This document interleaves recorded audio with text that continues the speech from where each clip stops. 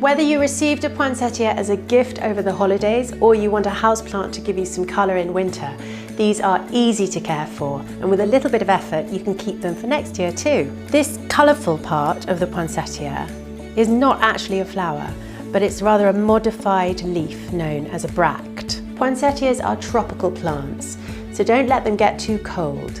Place this plant in a room with central heating, and don't put a poinsettia on a windowsill because it does tend to be rather drafty. Put your poinsettia in a bright place with indirect sunlight. And don't overwater this plant, only water it when the soil starts to dry out.